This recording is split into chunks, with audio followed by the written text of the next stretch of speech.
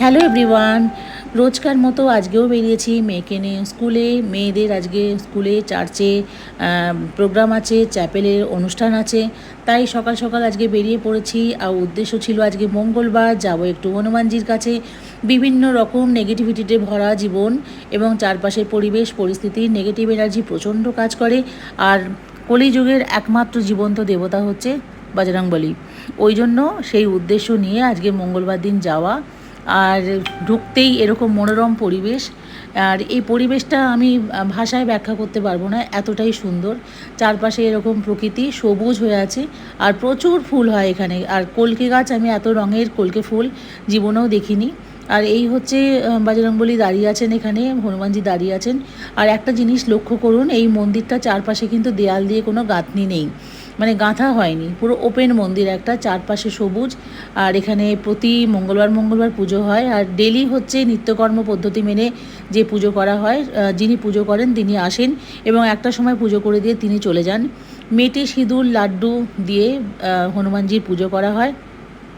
কথিত আছে যে যেখানে ভূত প্রেত দৈত্য দানব এইসবের উপদ্রব বেশি, যেখানে নেগেটিভ এনার্জি বেশি কাজ করে, সেখানেই নাকি হনুমানজিকে রাখা হয়। এবং যেখানে মানুষের অসহায় মানুষকে সাহস জোগানোর জন্য এবং অসহায় মানুষকে বিপদ থেকে উদ্ধার করার জন্য এই হনুমানজি সব সময় আমাদের সঙ্গে আছেন।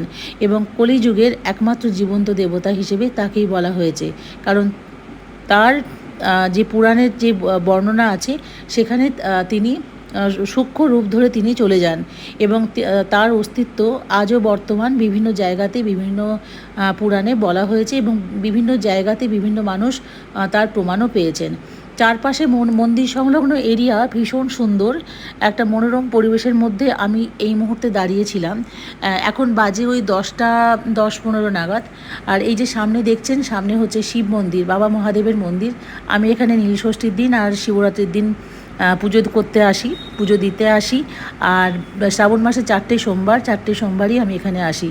আর এই যে দেখছেন পুকুরে নানান রকমের মাছ আছে এখানে, রঙিন মাছ ছেড়ে দিয়েও রুই কাতলাও আছে। দুপুরবেলায় এলে দেখা যায় সুন্দর চারিদিকের ফুল বাগান। এই ফুল বাগান বা এই যে পরিবেশটা দেখছেন, এটা যত্ন করে মানে সাজানো হয়েছে। এই টোটাল জায়গাটা হচ্ছে ডানকুনি কোল ইন্ডিয়ার। এবং মন্দির, এই যে সামনের মন্দিরটা দেখছেন, ছোট্ট মন্দির একটা, এটা হচ্ছে সিদ্ধিদাতা গণেশের মন্দির এবং ভেতরে গণেশের পুজো হয়।